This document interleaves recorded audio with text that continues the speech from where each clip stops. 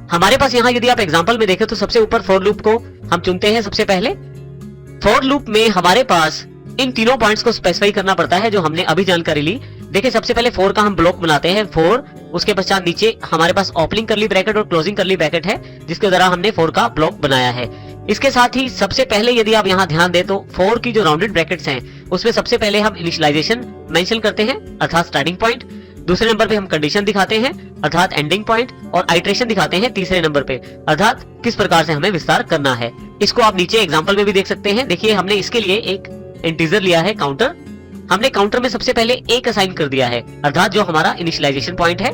उसके पश्चात हमने कंडीशन स्पेसिफाई कर दी है, जब तक हमारा काउंटर 50 से कम है या 50 के बराबर नहीं पहुंच जाता तब तक हमारी ये लूप कंटिन्यू रहेगी। और फाइनली हमारे पास काउंटर प्लस प्लस है, जब भी ये लूप बढ़ेगी काउंटर में एक एक जोड़कर बढ़ेगी अर्थात 1 से 2, 2 से 3 और 50 तक इस प्रकार से एक का इंक्रीमेंट करते हुए बढ़ेगी। हर बार कार्य क्या होगा, जो कार्य हम करना चाहते हैं उसे ब्लॉक में स्पेसिफाई कर देते हैं। देखिए हमने हेलो फ्रेंड स्पेसिफाई कर दिया है यहाँ पे। इसका अर्थ होगा कि जैसे ही काउंटर 1 से लेकर 50 तक चलेगा तब तक हेलो फ्रेंड्स को प्रिंट करवाया जाएगा। सेम एग्जांपल को हम व्हाइल की सहायता से भी कर सकते हैं। व्हाइल लूप हमारे पास दूसरी लूप अवेलेबल है सी लैंग्वेज में। इसमें यदि आप ध्यान से देखें तो व्हाइल का जो ब्लॉक है पहले वो डिफाइन किया गया है। देखिए यहाँ ब्लैक ब्रैकेट्स के साथ ओपनिंग करली ब्रैकेट और क्लोजिंग करली ब्रैकेट। उसके पश्चात यहाँ बीच में व्हाइल की राउंडेड ब्रैकेट्स के बीच में कंडीशन को मेंशन किया गया है, जबकि इनिशियलाइजेशन है वो व्हाइल लूप से बाहर रखा गया है और आइट्रेशन जो है वो व्हाइल लूप के ब्लॉक बॉडी में ही दिखाया गया है। और जो कार्य आपको रिपीटली करना है उसको भी बॉडी या ब्लॉक के अंदर ही उसको दिखाया गया है। अब हम इसको प्रैक्टिकली देखें तो कुछ इस प्रकार से। सबसे पहले हम इंटीजर काउंटर इक्वल टू 1 लेंगे। इसका अर्थ है कि इनिशियलाइजेशन जो है वो व्हाइल से बाहर है। उसके पश्चात व्हाइल के जो राउंडेड ब्रैकेट्स हैं उसमें हम मेंशन करेंगे अपनी कंडीशन जब तक कि हमारी लूप चले। फिर आपके पास ब्लॉक है व्हाइल का, ओपनिंग और क्लोजिंग करली ब्रैकेट का ध्यान रखें इसमें। अब जो काम आप करवाना चाहते हैं या जो टास्क है आप बार बार रिपीट करना चाहते हैं उसको आप व्हाइल लूप के अंदर रखें, जैसे मैंने यहाँ हेलो फ्रेंड्स को व्हाइल लूप के अंदर मेंशन किया है। और फाइनली यहाँ पे काउंटर प्लस प्लस, जो मेरे पास यहाँ पे आइट्रेशन सेगमेंट है, आइट्रेशन पार्ट है लूप का, उसको मैंने व्हाइल के ब्लॉक में ही सबसे लास्ट में मेंशन कर दिया है। इसके साथ ही यदि आप इस लूप की तरफ ध्यान दें तो ये लूप तब तक चलती रहेगी जब तक हमारे पास ये कंडीशन सेटिस्फाई नहीं हो जाती। थर्ड और फाइनल जो लूप हमारे पास है वो है डू व्हाइल लूप के रूप में। इसमें भी देखिए वही 3 पार्ट्स हमें चाहिए, इनिशियलाइजेशन, आइट्रेशन और कंडीशन, लेकिन लूप के स्ट्रक्चर में बदलाव है। इसमें सबसे पहले हम डू मेंशन करते हैं, उसके साथ एक ब्लॉक तैयार करते हैं ओपनिंग करली ब्रैकेट और क्लोजिंग करली ब्रैकेट के साथ। लास्ट में हम व्हाइल के साथ कंडीशन स्पेसिफाई करते हैं, जैसे हमने यहाँ पे स्पेसिफाई की है व्हाइल कंडीशन। जो एक बात इस लूप को बाकी लूप से अलग बनाती है वो है सबसे लास्ट में सेमीकोलन का प्रयोग करना।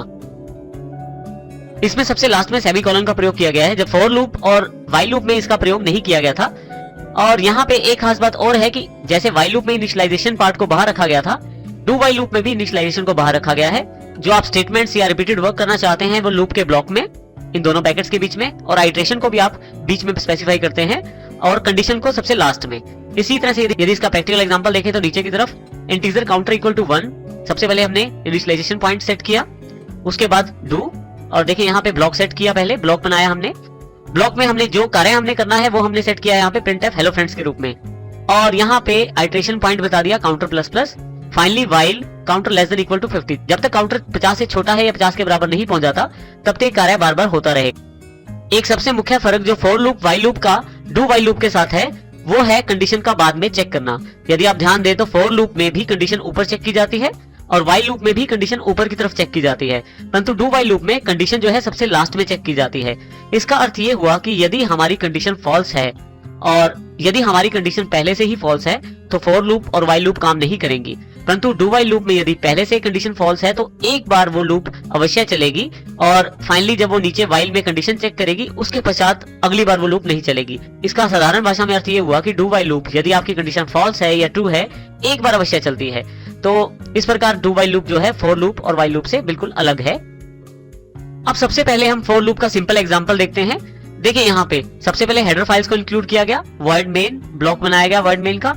अब यहाँ पे हमने इंटीजर काउंटर एक वेरिएबल लिया है काउंटर, जिसकी डेटा टाइप इंटीजर है क्योंकि हम इसमें न्यूमेरिक स्टोर करना चाहते हैं। क्लियर स्क्रीन को साफ करने के लिए। और यहाँ पे सबसे मेन पार्ट हमारे पास ये सेक्शन है, इसमें हमने फॉर लूप के साथ प्रिंट करवाना चाहते हैं हेलो फ्रेंड्स को 50 बार। तो इसमें सबसे पहले हमने काउंटर को इनिशियलाइज किया है 1 से, अर्थात स्टार्टिंग पॉइंट है। सेमीकोलन जरूर ध्यान रखें यहाँ पे। उसके साथ ही काउंटर को हमने तब तक स्पेसिफाई कंडीशन की है जब तक वो 50 के बराबर नहीं पहुंच जाता, और उसको भी सेमीकोलन से हमने अलग किया है अगले पार्ट से। थर्ड पार्ट है आइटरेशन का। हम चाहते हैं एक एक जोड़ा जाए, अर्थात काउंटर अपने आप में एक जोड़कर आगे बढ़े, और उसके पश्चात जो कार्य करना है वो है प्रिंट एफ हेलो फ्रेंड्स। इसमें भी बिल्कुल वही रूल लागू होता है इफ वाला।